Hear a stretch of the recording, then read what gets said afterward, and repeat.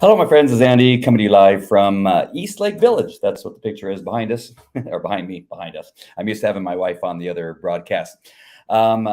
Just finished a game with the El Dorado freshman football team, and they another big win. I think it was 45 or something like that to 6. Another big win from El Dorado. The football team seemed to be doing pretty well. Freshman, JV, and seniors. Varsity team won last week, and we're hoping for some big wins today. So congratulations to the El Dorado Golden Hawks. That is where my 2 teenagers go. All right, so we're going to be talking about the need to finally rid our schools of teachers' unions. And this has been known for a very long time. And regardless of what you're hearing from a few teachers, it's not the majority of teachers. There's a few teachers that will show up at the school board meetings and supporting the teachers unions. But I have to tell you that what's interesting, and I mentioned this yesterday on the show, that is that you'll have teachers go up and talk about how miserable their jobs are, and that it's the hardest job on the planet, being a teacher here in Placentia Yorba Linda Unified School District. Now, I would understand if they were teachers in, say, Chicago or Baltimore or, East LA or something like that. Then I would say, it probably is pretty hard because, it's just going to be more difficult in those areas where they have such a high crime rate that it can be difficult even in the classroom. But here in Placentia Yorba Linda Unified School District, as I've said before, and I will continue to say, it is one of the better districts in California, I am sure. Probably, it definitely is not the best, but it is one of the better ones. We were able to get CRT banned, and we have 2.5 what would be considered conservative school board members and that kind of thing.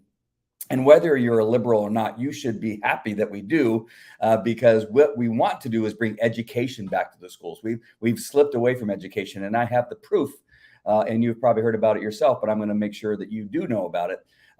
But the only people we really have to blame are the school board members that were on previous to the ones we got elected just a couple of years ago, the district superintendents and the teachers unions. That's it. Because they hire the teachers that may or may not be doing the job. We have a number of teachers, and probably the majority of teachers at Placentia Yorba Linda Unified School District, who want to do a great job and really are fantastic teachers. But we have sprinkled in there some teachers that just are not pulling their weight and probably should have never been hired. The one that got up in the podium and said how difficult her job was and that it's miserable and horrible, and then she supported the teachers unions. That makes no sense. But there is a way to opt out of the teachers union. So if you happen to be a teacher watching this, I know teachers do watch these broadcasts because I've been told and I've heard, and my name gets mentioned at the teachers unions meetings from time to time. But there is a way to opt out. In the description, if you're watching on Facebook, LinkedIn, YouTube, or Rumble, in the description, you will see one of the links in there that you can click on. It's Opt Out Today. I think it's called Opt Out Today. I'm pretty sure. Don't type that in. Look for the link and type it in. Or you can do a Google search for Opt Out Today, which I'm pretty sure that's what it's called. And you will be able to opt out. I tested it myself. You put in your name and the school district and a bunch of information that it requests. It then will give you a PDF version that you can either print out or email to the teachers union and to the school district. I'm not sure of all the steps. I should actually have it up, but I have something else, sharing my screen right now, so I can't bring it up. But go there. It's very simple. And then what they do is they end up mailing you a letter, which is interesting. I got it in the mail the other day, and you can take that printed version, which has letterhead from the organization that allows you to opt out of your teachers union. and you can do it. So look for that link if you know any teachers that feel the same way, that their job is the most difficult job on the planet, that they don't get any support from the teacher unions, they don't get paid what they think they should pay, then they should opt out of that teachers union. If you're not getting, if you have to get up on a podium and talk about how miserable your job is as a teacher, then why are you with the teachers union? They're obviously not doing anything for you. They're more interested in raising money and giving it to a political party than they are caring about what it is that's happening with you as a teacher. And then obviously do not care about the kids, because what I'm about to read to you is from the teachers union. It is caused by the teachers union. And I'm clicking all over the place here, trying to find the page that I brought up. Hold on, I got to find it. I have way too many pages up here on the screen. Hold on, where did it go? I just put it up there. 1 second. There it is. All right. So in Forbes today, there's an article. This is written by Christopher Rim, who's a contributor for education, for Forbes in the education section of this particular magazine or newspaper. It's dated September 1st, 2022. And I'm trying to get more information. As the CEO of Command Education, I write about emotionally intelligent leadership in education. That's what Christopher Rim, that's a contributor from Forbes magazine. So I'm not going to read the whole article to you, but this is a sample set of 14,809-year-old students from the winter of 2020 to winter of 2022. Really? Okay. The results. Oh, okay. I see. The results demonstrate the immense impact of the pandemic. Okay. Don't get all caught up that it's the pandemic. The pandemic didn't cause the lack of education between the winter of 2020 and the winter of 2022. The pandemic, then, it was the decisions that were made and forced upon our schools by the teachers unions. Just remember that. So you don't blame it on the pandemic. Typically liberals want to blame other people. It's other people's fault. It's somebody else that's holding them back. It's somebody else's fault. But they want to blame the pandemic when in fact it's the teachers union. As a matter of fact, I'm going to play a video after I get done showing not the presentation, but a few slides that I have up about why this is important. But again, they want to blame the pandemic, at least in this article they do. The report saw a 5-point decrease in average reading scores, and the most significant decrease in the last 30 years. In the last 30 years, it's the lowest, it's the biggest decrease in the last 30 years, and an unprecedented 7-point decrease in math scores. In addition, the report found that students in the bottom 10th percentile saw even sharper decreases, exacerbating gaps in performance between higher and lower scoring students. So already here in the United States, we're something like 25th in the world, or we were.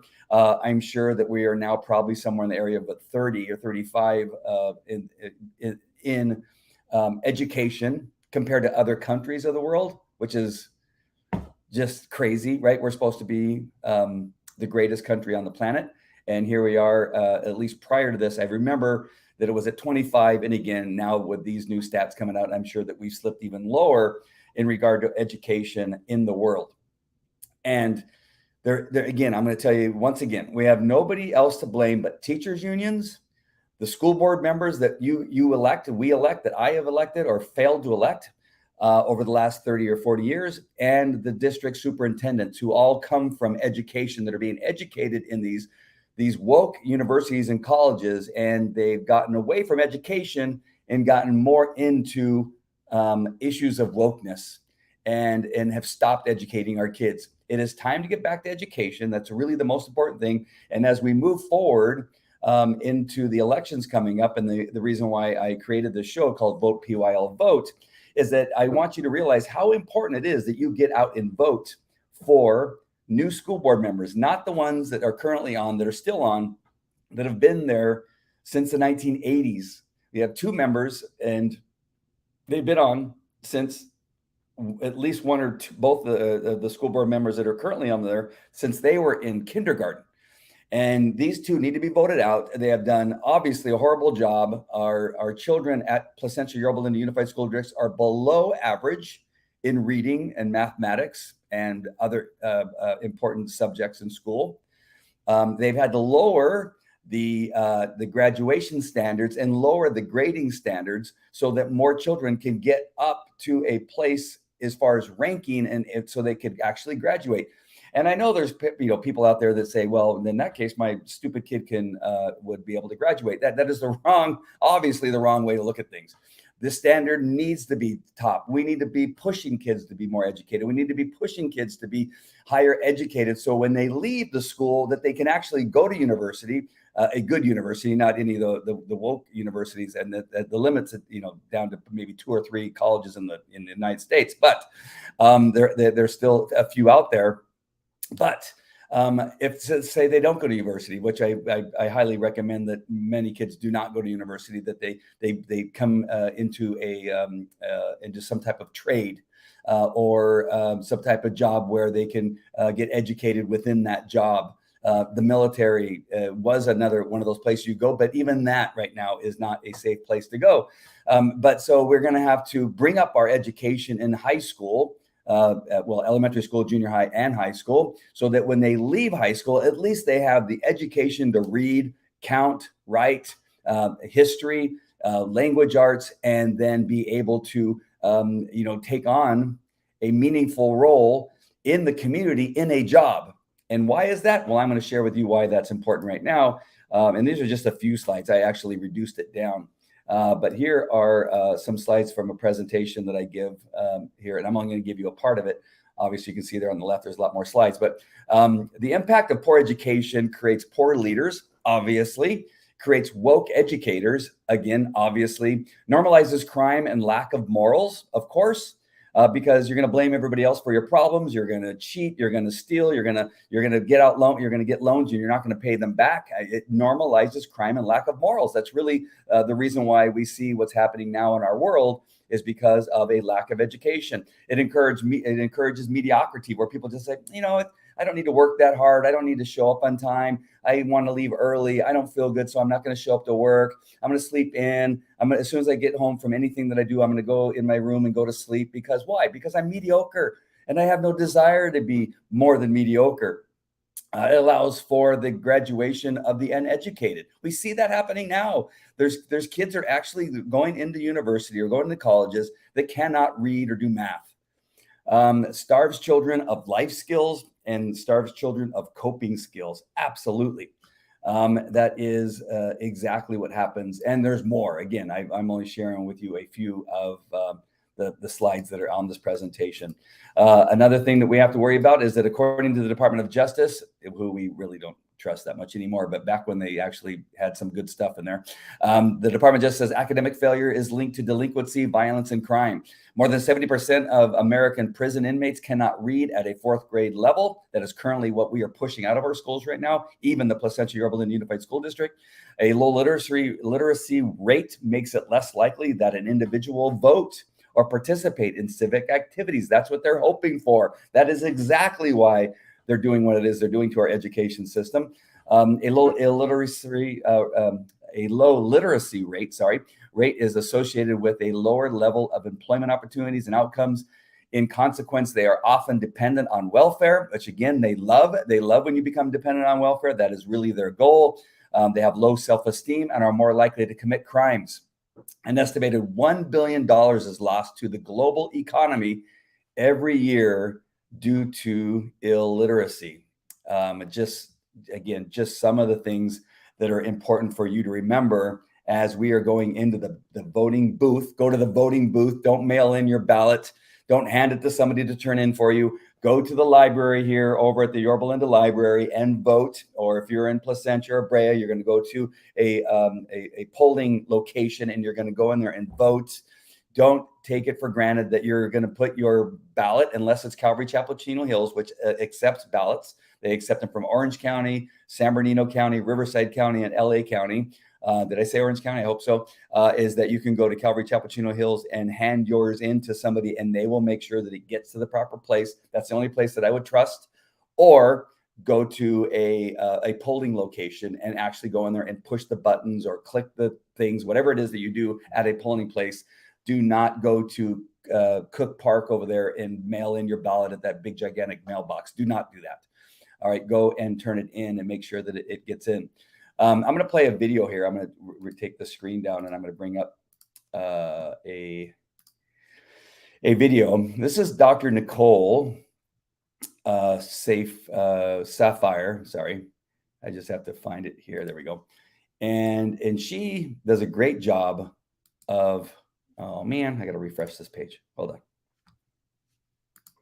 on. She does a great job of explaining exactly what it is I'm talking about. And she actually probably does a much better job. So I want to bring her in here and listen to what she has to say. And then I'm going to finish up this broadcast. But it's so important to understand, again, that this is not this lack of education, this drop in education and performance in our schools is not from the pandemic. Now, the pandemic was a part of it, which caused and gave teachers unions, it gave liberal school boards and district superintendents a reason to shut down the schools and to mask our kids and to cause chaos in our schools. They thought they were going to gain something from this, but all they gained is angry parents, and it exposed their incompetence, and it has caused us to wake up. They thought they were going to achieve something else, and they were sadly mistaken. But listen to what Dr. Sapphire has to say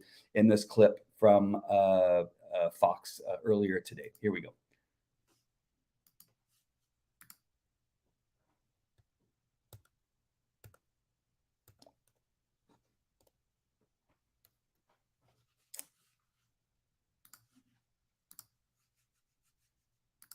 Hold on, my bad. For some reason, now the volume decided that it doesn't want to work. Hold on. Why is it not working? Let me try it one more time. There we go. All right. Here we go. Let's try this again. Here it comes.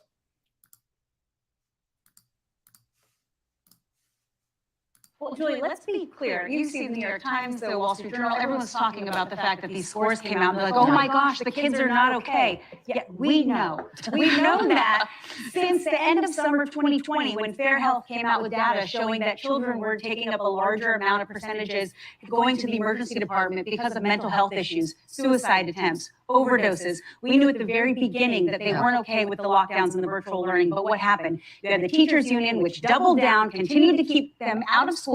You had some very brave teachers that came forward saying, you know, virtual learning is not working for kids, especially those who have learning difficulties. And yet, even as we entered to early 2022, you still had some schools with kids virtual learning, despite all the data that came out showing that it wasn't working, but you had teachers unions still pushing for it. You had a Biden administration and the CDC who was supporting their right to keep them closed down. And now here we go, and we see the aftermath. You have fourth grade students who are not doing well with reading and math. These are fundamental to their development. They were in the second and third grade throughout the course of the pandemic. That is when you get the basics of your education. We have done a massive disservice to this entire population, and it will take years to recover. Years to recover. That's what she says. And I believe her. And she is absolutely right. It's going to take years to recover, but we need to be involved. Stephanie says, yes, I hire a reading tutor for my 7-year-old daughter to help with the learning loss from kinder. Yeah. This is, once again, the parents were there from day one for the most part. I know I was, and we brought in a lot of other parents. I remember when I showed up for the first time, there was nobody there. I was like, where's everybody? Where are all the parents?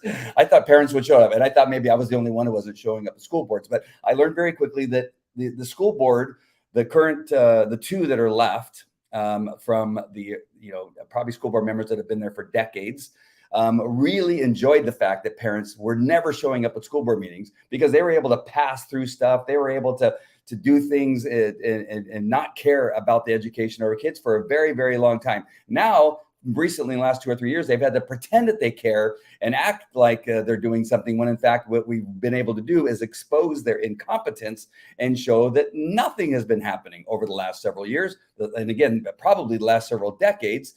And now what it is that you need to do as a parent that's watching this, and I know this is I've created this vote, PYL vote, to be more than just about schools. And I know I talk a lot about schools, but really this is where it starts. If we don't have educated human beings coming out of these public schools of elementary school, junior high, and then high school, if we don't have educated human beings coming out in our community, are simply our communities are going to die, and they're going to become voters and community members that become dependent on the government to take care of them. And it's just nonsense that you can even imagine saying, you know what, it's okay that they lower the scores because it's more likely that my kid will be able to graduate. No, you need to bring these scores up. You need to teach them how to work hard. You need to teach them how to put in the effort to become more educated, to graduate with the ability to read, write, count, and how to think and process, how to critically think through things. It is really shocking sometimes when I ask kids to answer a question or work through something, and they struggle with the process of thinking through a problem. How do they critically think to do something? And it just, I sit there and I'm confounded and just like, what do you mean you can't figure out that you need to do this and need to do that, and then you can create this or do this and it will work? The first thought always is to ask for help, ask for questions. Is it wrong to ask for help or ask for questions? No. But I could have never done that when I was a kid. My parents would never, they said, figure it out. There was never a time where they said, okay, let me hold you by the hand. Let me, simple things like, I'm trying to figure out something like how to do wash or how to do the dishwasher, what have you. I can't think of anything right now, how to mow the lawn. I mean, I was mowing the lawn when I was like 5 or 6 years old. And by 7 or 8, I was already mowing the lawn of my neighbors and making money. By the time I was 10, I was mowing about 10 lawns a week or somewhere around there. Maybe it was a month. I'm trying to remember how long, but there were a number of lawns that I was mowing down the street. We didn't have gardeners running around necessarily mowing people's lawns, but already by that age, I knew how to problem solve if my lawnmower didn't operate, besides it being out of gas. But I was replacing, whatever it was that needed to be replaced, from a spark plug to a cable because the cable wasn't working, replacing the rope that you pull to get it started. If that didn't work, then I didn't go and whine to my dad, hey, I need another power mower. We had the push mower that you push. It was the only motor was me pushing across it. And it was never that, hey, Dad, this isn't working, so can you give me a new? No, he says, well, what do we have that you can use for now? Like, he wouldn't even probably say that. He would just look at me and go, don't be an idiot. Find some other way of doing it. You see? And so today, it's, I'm looked at sometimes probably as mean because I tell my kids, I don't know, figure it out. I'm not here to hold your hand. You need to critically think how to work through something and make it work and fix it. The littler the kid, the more that I'm willing to help. But as they get older, I will look at them like, you've got to be kidding me that you can't figure this out. You need to figure it out. And one of the reasons we're in this predicament that we're in is because it used to be handled at school, right? We used to have auto shop and metal shop, and I know they have woodworking, that kind of stuff over at El Dorado, but we had a lot more hands-on things. I was sharing with my son, he was talking about the Aloha game that's coming up tomorrow night over at El Dorado, and he says that he needs a Hawaiian shirt. And I said, you know what, I can give you my Hawaiian shirt that I sewed when I was in high school. It's in one of my boxes in the storage unit. And he goes, you sewed a Hawaiian shirt? I go, yeah, we did it like in my sophomore year. We had sewing and I don't know if they have sewing. I've not heard of it, but we had sewing, we had cooking, we had wood shop, we had auto shop, we had metal shop, we had all the things. And we learned sometimes, they would help us out. And other times they would say, you need to figure out how you're going to make that thing, whatever it is you want to make. And we've lost that in our school. Sorry, didn't mean to go on a tangent there. But really, the critical thinking aspect of being able to do something to figure stuff out has really, truly been lost, I think. And I think that's really what needs to happen. Shar says, what is interesting to me is how easy it was to control so many people using fear. Absolutely. Fear is an extremely valuable thing for people on the left. That at any time they could, and that's what they're doing right now with conservatives, right? They're trying to tell the world that parents are terrorists. And if they can create fear around the parents that are coming in wanting to go back to education and say now that we're terrorists because we want our kids to be educated, some people will believe it. And they will come and they will fight back wearing their masks because out of fear, they were able to get them to wear masks that don't work. They would get them to get the vaccine that doesn't work. As we know, it doesn't work. And that all was fear. And Shar, you're right. It is amazing that they were able to do that. But they know over the years that has always been the one thing that works, that if they can create fear around something, there's a large number of people, uneducated people that don't critically think and don't know how to look things up and research things on their own. I'm going to get to that in 1 second before I leave here, is that they are hoping that they'll have more of these kids that grew up in an age where they don't know how to figure things out or look things up or research or contact people and actually find out what the truth is. They're counting on people that out of fear, they'll just trust whatever it is they're told, regardless of the background of the person that's telling them. And they just begin to believe it because out of fear, they're frozen and just say, wow, this person told me that parents are terrorists. Just like they told the world that cops kill Black men every day by the thousands. And there are kids that I know 100%, because my son has a friend who actually believed this, and his dad is a cop. He believed that his dad goes out there and kills Black people every week, and he believed it. And so it's shocking that they're able to do that, but they have been able to do that for several years now, and we really saw it over the last couple of years. One last thing, because we get hit back all the time, and they'll say, "Oh, the parents are doing their own research," and what they seem to forget that our experience just isn't being parents.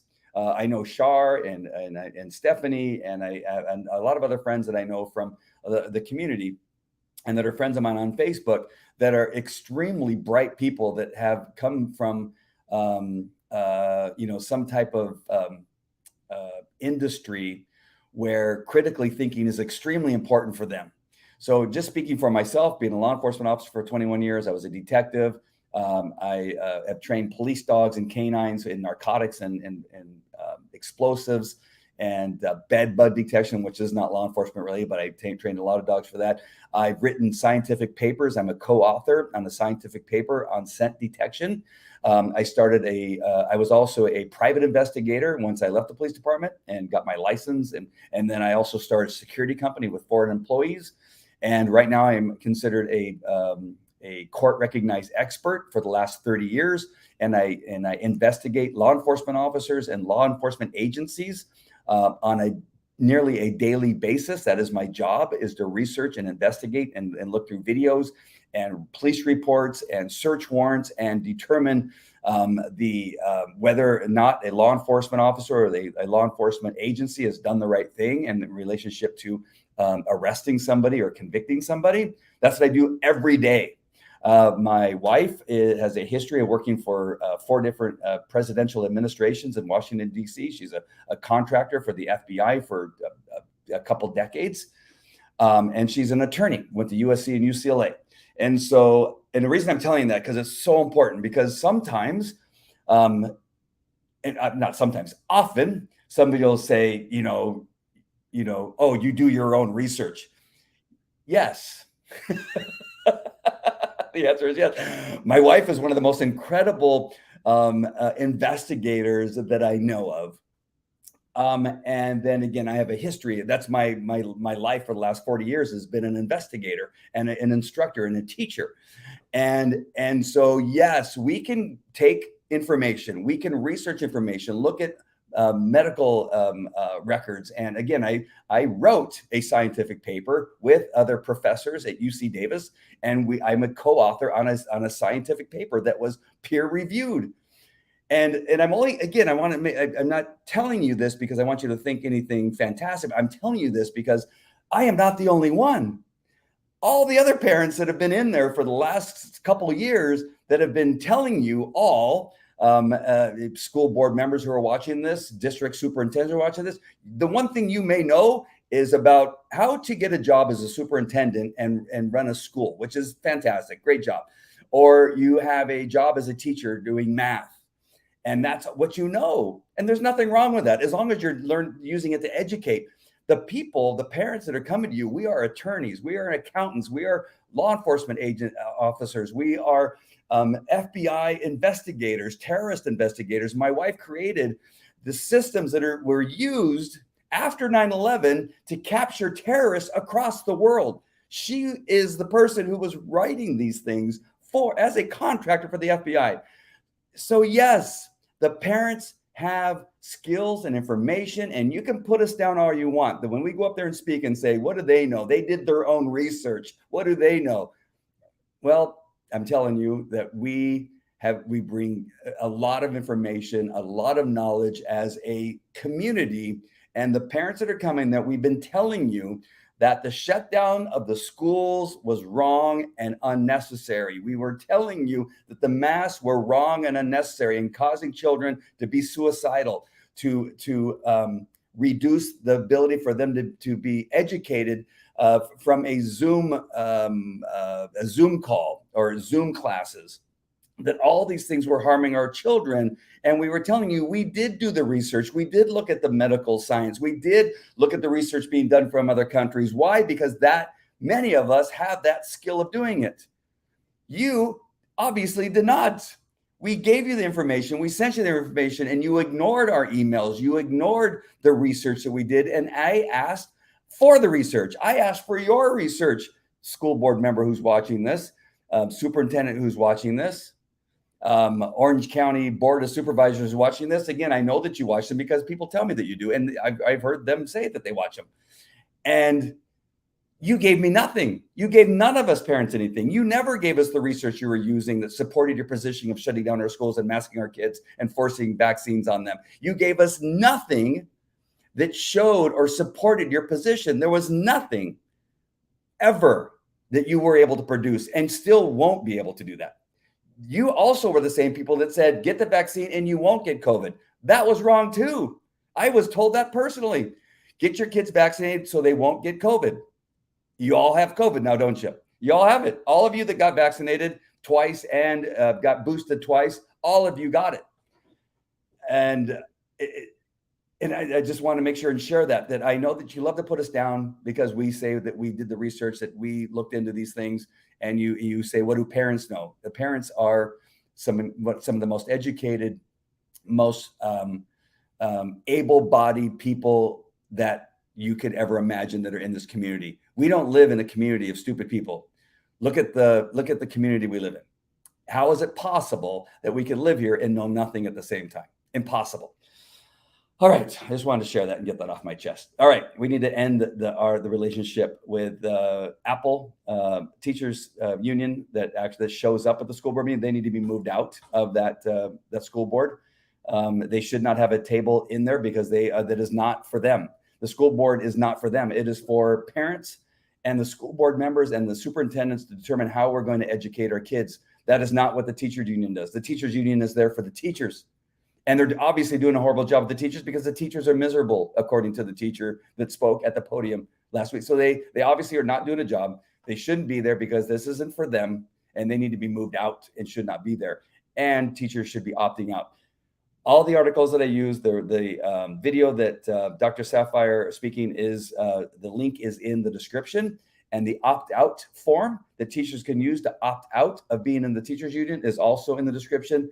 Make sure and send that to your teachers so they can opt out of the teachers union and get our teachers out of the union, get Apple out of our school board meetings, and essentially just abolish the teachers unions in our school district and all the other school districts for that matter. But right now we can only worry about PYLUSD.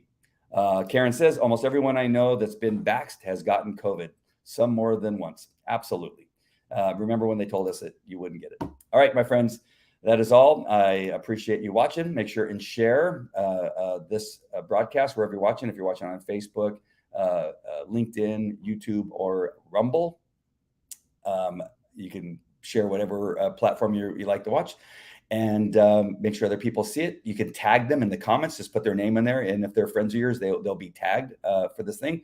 And encourage them to also subscribe to the Vote PYL Vote Facebook page, so we can build up the viewers there. All right, my friends, love you guys. God bless. And I will see you on the next one. Take care. Talk to you later.